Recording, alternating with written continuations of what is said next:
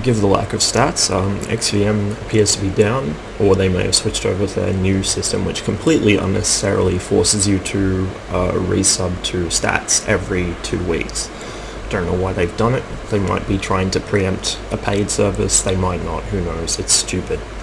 Waste of time. So, brought my IS-4 along with Dasim and TA to Himmelsdorf. I decided to go hill since I'm halfway up hill already. There's a lot of very scary looking TDs on the enemy team. 2 E3s and an E4. The E4 I'm not so worried about. It does have a big scary gun, but it has shit for armor. The E3 is what really scares me. My whole platoon comes up with me.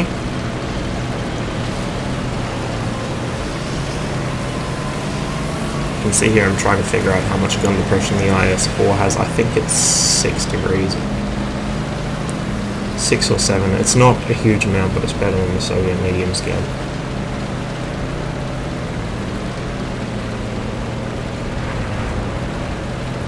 So right as I crest the hill, there's an E4 already up. Both E3s are coming up, and I think, oh god, this is gonna suck.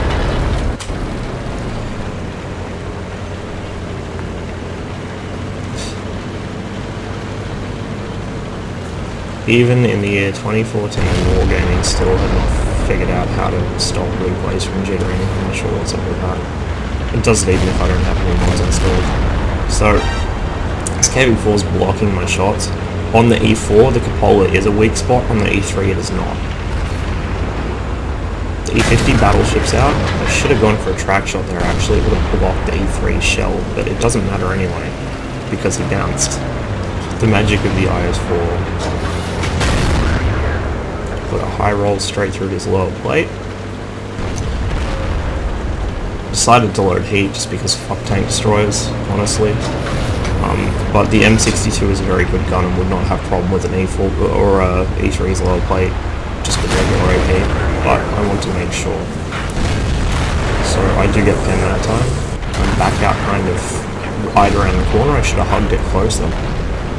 That should actually be where that KV4 is, but of course that KV4 is there instead. Because I back out so wide, the IS-7 gets a free shot at me. This just won't do. And so he eats a heat shell that was intended for the E3. And his half upgraded M103 decides he doesn't want a pair of T10s in his face, and backs off. He has the middle 120mm gun and the stock turret. He also bounces off me, and then the E50M bounces off me. TA manages to deal with the 103 while I start looking for shots on this guy.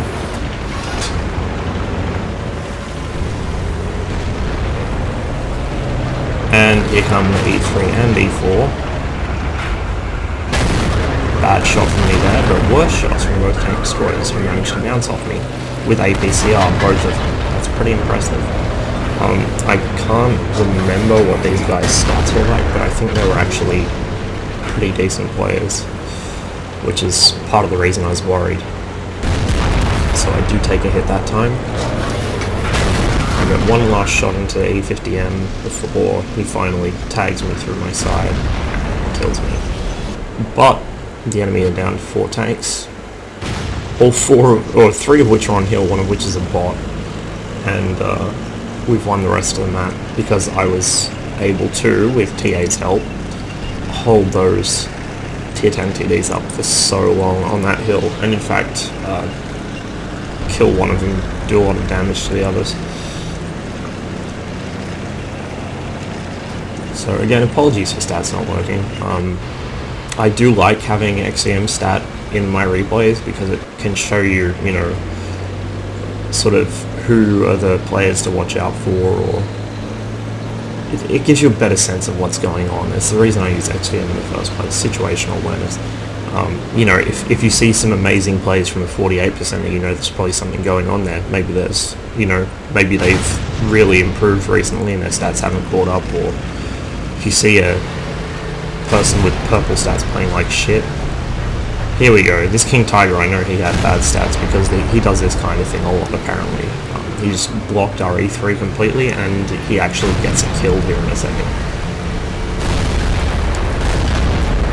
See, this is the kind of thing that stats will tell you who to stay away from, because they have a habit of driving behind allies.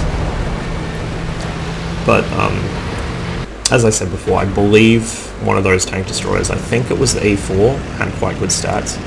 I think the E3s, one of them had okay stats and one of them was like really bad.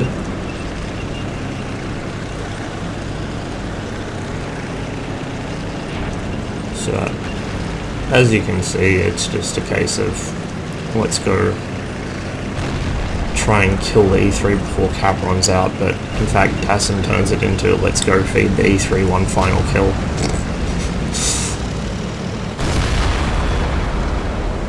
A victim of greed. But on the whole, not a bad game. It would have been nice to stay alive and get some more damage in, but I'm not going to say no to 4k damage, mostly against tier 10 TDs. In particular, those 2 APCR rounds that bounce straight off me, this tank is so good on city maps. On open fields where it can be artied or where there's not much cover for it to side scrape off, so on, it's not as good. It's not very fast, it's quite a large target.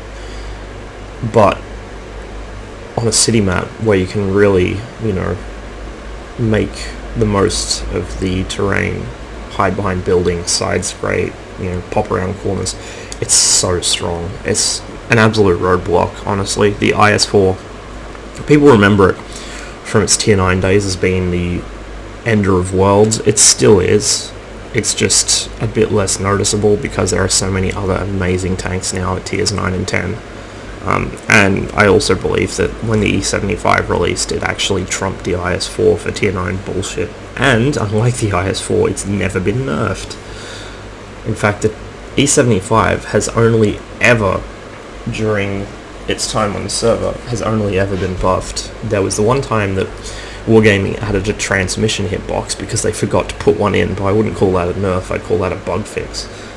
Everything else has been a buff. In fact, they had to rather severely buff the E100 just to make it worth getting, because when that line first released, the E100 was worse than the E75 and would regularly lose to it in stand-up battles. So yeah, I'd say IS-4 is still a good tank.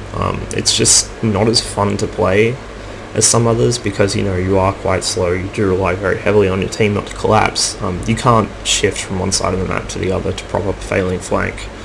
The IS-7 can do that to an extent.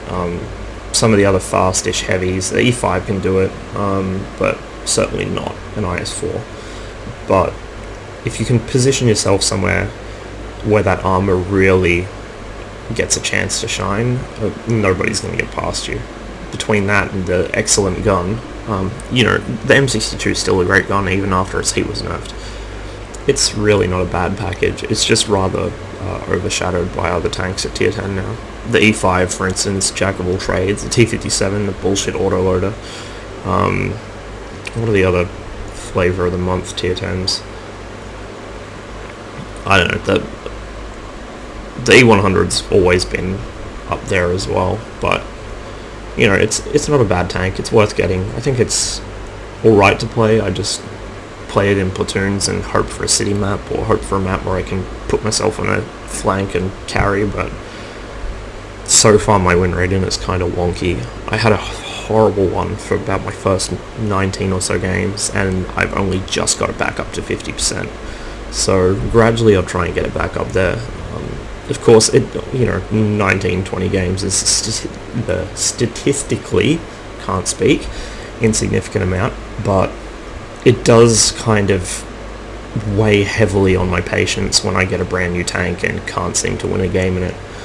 In particular, when I have like 5 or 6 losses in a row, I just get really pissed off. That was the kind of thing that made me sell the Black Prince the first time around, but of course, if you've seen my videos on it recently, you'll know that I've come to like that thing quite a lot.